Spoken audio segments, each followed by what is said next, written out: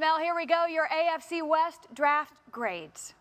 Like what the Raiders and the Chargers did, Wendy. You know about the Raiders getting that speed with Henry Ruggs III, but also getting Lynn Bowden Jr., who can be a slot guy and a return man, as well as Brian Edwards. If he can stay healthy, he's a steal coming out of South Carolina in round 3. And Amik Robertson's an excellent slot corner to help out that defensive secondary, knowing that Arnett will start. He will be the slot corner. I think you look at the Chargers. They got signature guys on offense and defense moving forward, and Herbert and Murray. And I love Joshua Kelly, running back out of UCLA. Then you go down to the Denver Broncos. Beyond Jerry Jeudy, they got some boomer bust types. Judy's guaranteed, but guys are a little hit or miss. I think Albert O, tight end at Missouri, reunited with Drew Lock. Will he be a real find in round 4? And for the Chiefs, it's really all about Clyde Edwards-Helaire. If he comes in and he gives them what we know he can, that offense is kicked up a notch or two. And on defense, it's all about Willie Gay Jr. staying focused on the job at hand. Nobody can match his talent. He just has to be out there week in and week out getting the job done. How soon before Justin Herbert is the Chargers' starting quarterback?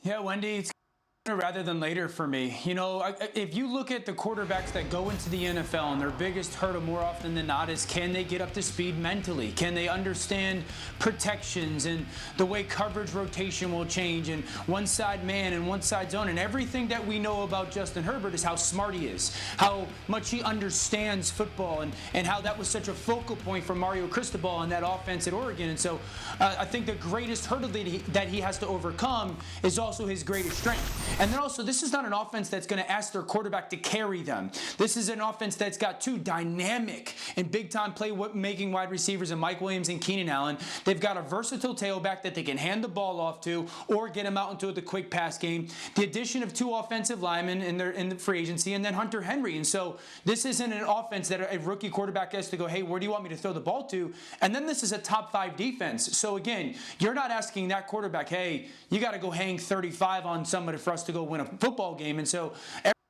Justin Herbert has, Schefter, I'm looking at him going, this is a great place for him to go to, and I expect him to play early.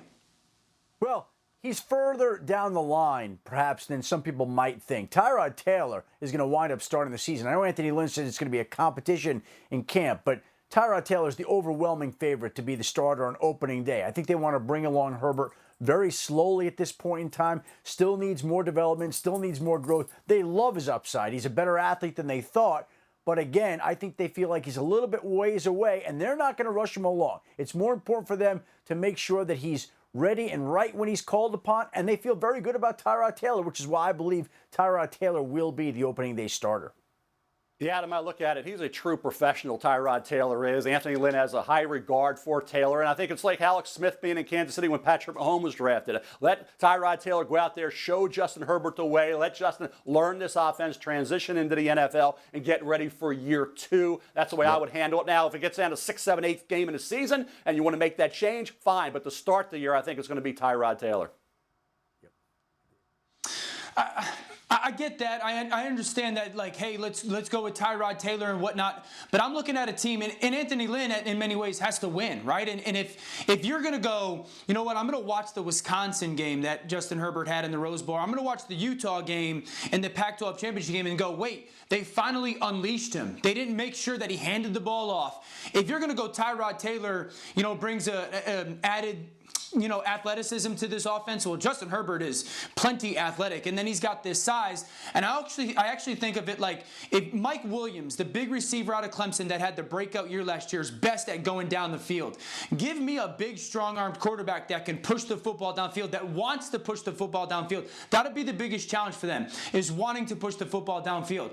Now, going off the Chargers, I wanted to kind of pick a bone with Mel because I don't know if you respected the Broncos draft class enough. You know, like, when we're talking Jerry Jeudy, a year ago, Jerry Jeudy was a top 2 or 3 pick. You know, he's Chad Johnson, Chad Ochocinco. That's the type of route runner he is. KJ Hamler's a first-round draft pick if he doesn't hurt his hamstring. He's Percy Harvin-type player. Cushenberry's the Joe Ward winner at center for LSU. I think that you can make the case that Denver had just as good of a draft as the Chargers, just because we're just looking at the quarterback spot. Those 2 receivers are going to be great weapons for Drew Lock.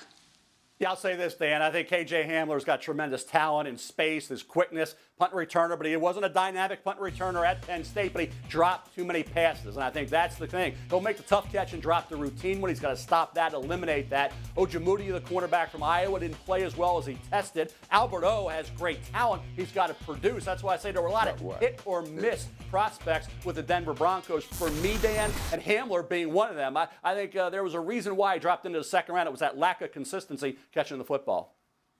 Yeah, Adam, and I'll be anxious to see how the new Broncos offensive coordinator, Pat Shurmur, works with Mike Munchak, their great line coach, to get that running game going. We're not talking about the running game here with the addition of Melvin Gordon and Philip Lindsay. So that to me is a big deal. The San Diego Chargers last year, if I'm not mistaken, actually held Patrick Mahomes to under 200 yards in each game they played them.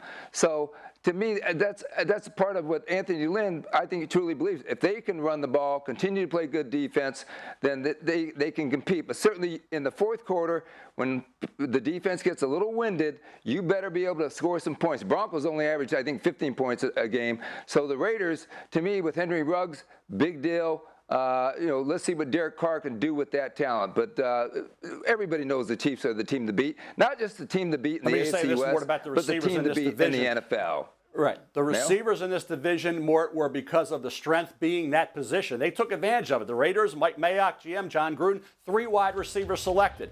Denver Broncos drafted 3, John Elway did. Chargers drafted 2, and I like the Chargers bringing in 2 with Justin Herbert. KJ Hill slid to the 7th round, should have been a 5th-round pick. He's an experienced slot receiver. Joe Reed had a productive year at Virginia. So Justin comes in, Herbert does, with 2 receivers, and you help out Derek Carr, and you help out Drew Lock by also taking advantage of the strength of this draft, which was wide receiver. Hey everyone, thank you for watching ESPN on YouTube. For more sports, more analysis, download the ESPN app. And for live streaming sports and premium content, subscribe to ESPN+. We'll see you there.